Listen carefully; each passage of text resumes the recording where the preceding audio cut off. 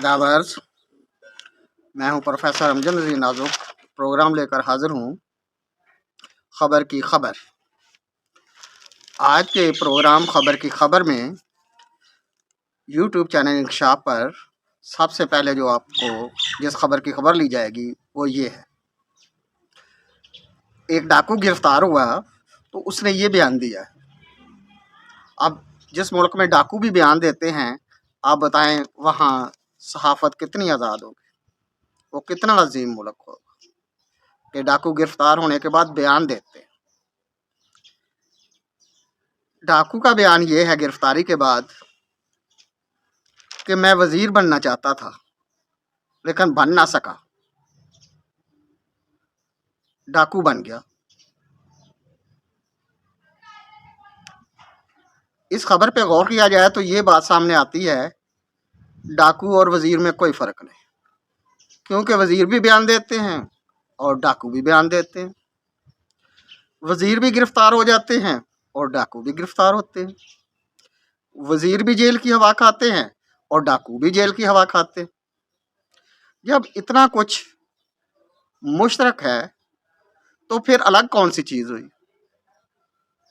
वो भी पाकिस्तानी है, वो भी पाकिस्तानी है, यानी वजीर भी पाकिस्तानी होते और डाकू भी पाकिस्तानी होते। दोनों का काम एक ही है। वजीर भी डाका डालते हैं और डाकू भी डाका डालते हैं। तो मेरा ख्याल तो ये है कि डाकू को खुश होना चाहिए। अगर वो वजीर नहीं बना, डाकू बन गया है, तो काम तो उसने फिर भी वही करना था। हाँ, उसे एक अफसोस होगा कि उसे झंडे वाली गाड़ी नहीं मिली होगी, और इसका तो हम कुछ नहीं कर सकते। लेकिन ये हमें पक्का पता है कि डाकू साहब को भी गाड़ी मिली हुई है, और बल्कि बहुत से वजीरों ने उससे गाड़ी दी होगी, बल्कि ऑफर करते होंगे कि हमारी गाड़ी ले लें और हमें ज़रा बख्श दिया करें, और आड़े और बुरे वक्त में हमारे काम भी आया करें। तो इस तरह तो डाकू का काम जो है ज़्यादा बढ़ गया है। उसे परेशान होने की कोई ज़रूरत नहीं, और उसे इस पे हसरत या इस आरजू पे आंसू नहीं बहाने चाहिए कि वो वज़ीर बनना चाहता था, डाकू बन गया। बल्कि अब तो वज़ीर भी उसकी मुट्ठी में है, वो उससे भी काम ले सकता है, उनके काम करके उन पे एहसान भी जता सकता है। तो डाकू का बयान अपनी जगह और उसकी गिरफ्तारी अपनी जगह, लेकिन उसे ये तो सोचना चाहिए, उसने तो सिर्फ महज वज़ीर बनने की आरजू की थी और वो बन गया डाकू, और वज़ीर भी उसके दस्ते नगर हो गए। अब दूसरी खबर ये है, डार को भी शौक था कि वो वज़ीर बन जाए। तो इस खबर पे जब गौर किया तो ये बात सामने आई कि डार कुंजों की डार होती है, मरगाबियों की डार होती है, तो उनको बड़ा वज़ीर बनने से क्या शौक? डार का अगर अल्फ दरमियान में से उड़ा दिया जाए तो फिर कुछ डर का पहलू आता है, वरना इस खबर में तो मुझे कोई खबर नज़र नहीं आती। अब एक खबर ये है कि नए टैक्स कबूल नहीं होंगे। ये नए टैक्स कबूल ना करने की बात एक हिज़्ब इख्तिलाफ की जमात ने की है, जो पार्लियामेंट में तो है इस वक्त, इक़्तिदार में नहीं।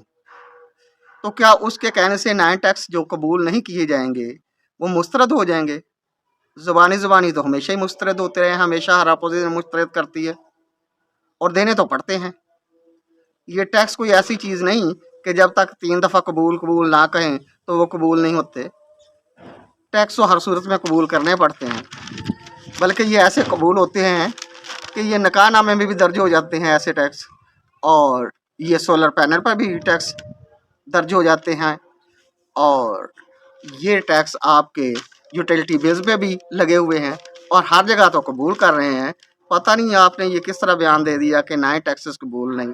मेरा ख्याल है कि आप चाहते होंगे नया टैक्स ना कोई लगाया जाए, पुराने टैक्स को बढ़ा दिया जाए। तो ये किसी चीज़ का बढ़ जाना, नशो नुमा पाना, ये भी एक अच्छी अलामत होगी, क्योंकि नए टैक्स तो नहीं लगेंगे, आप राज़ी हो जाएंगे और आपका बात भी पूरी हो जाएगी। आप ये बताएं कि क्या जब आप हुकूमत में थे तब आप नए टैक्स लगाते थे या नहीं लगाते थे? आप तब भी लगाते थे। اور آنے والے بھی لگاتے رہیں گے، اور جن پر لگنے ہیں وہ سوچتے رہیں گے کہ یہ ٹیکس کس طرح ادا کرنے ہیں۔